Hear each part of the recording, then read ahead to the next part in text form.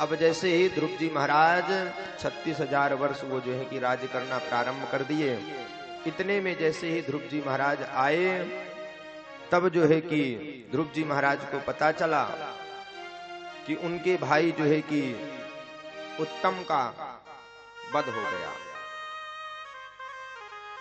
अब जैसे ही ध्रुव जी महाराज को पता चला, इतने में ध्रुव जी महाराज स्वयं युद्ध करने के लिए चले। और जैसे ही ध्रुव जी महाराज युद्ध करने के लिए चले, ध्रुव जी महाराज खूब लोगों को, युद्ध प्रारंभ हुआ। इतने में संतों ने कहा, महाराज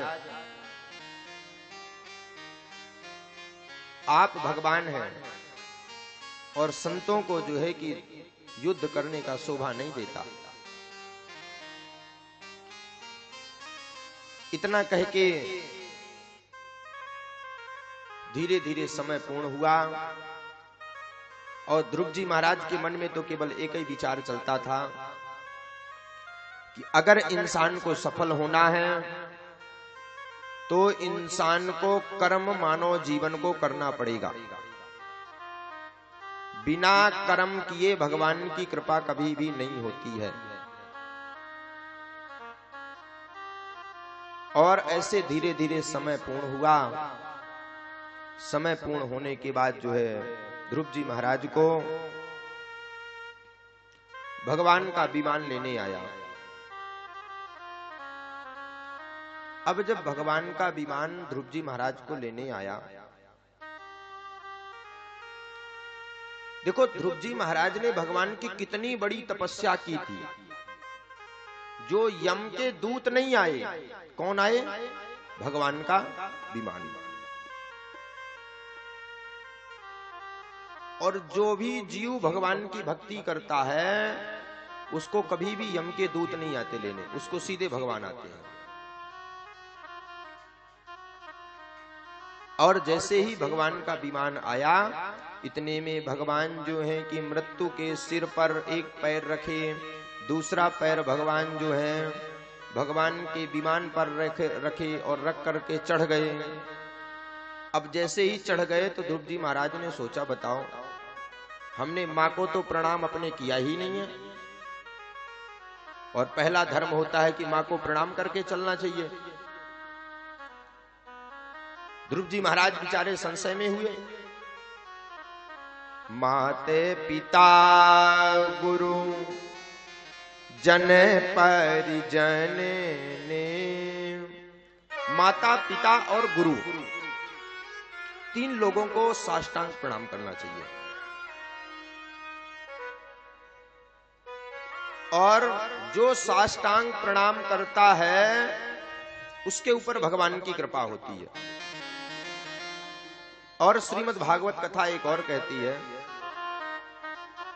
कि माताओं को पंचांग प्रणाम करना चाहिए। पंचांग प्रणाम का मतलब घुटने टेक करके, हाँ। और पुरुषों को साष्टांग, मतलब ये पैर और आपका तरबा ये सब बिल्कुल साष्टांग होना चाहिए। लेकिन आजकल लोग नहीं करते।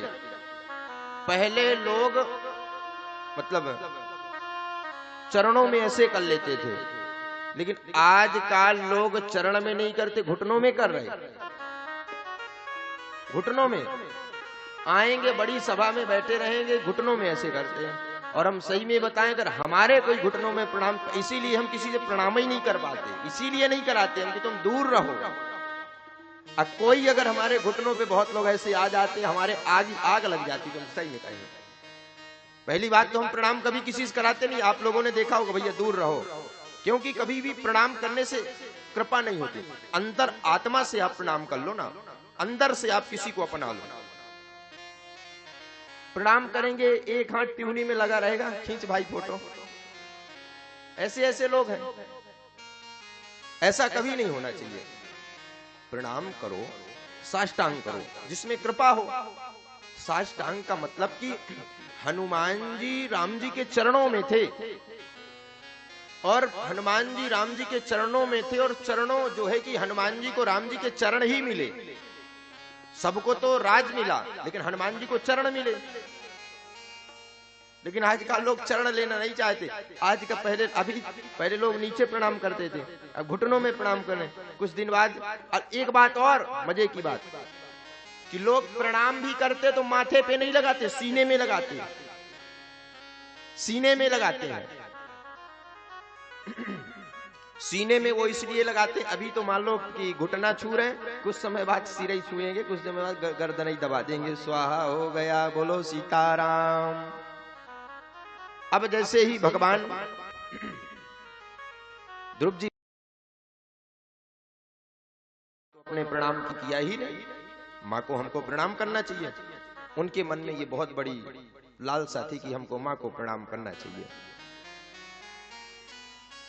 और भगवान के विमान में बैठे वैसे सोच रहे हैं, हे माँ आप मुझे क्षमा करो, इस बालक से गलती हुई और जिस माँ ने जन्म दिया उसी माँ को मैं प्रणाम नहीं करके आया। बस उनसे उनके मन में एक ही चीज खटकती थी। ध्रुव जी बहुत निराश थे और निराश होकर के भगवान की रथ में बैठे थे, लेकिन रो तो सकते नहीं थे। ध्रुव जी उदास हो गए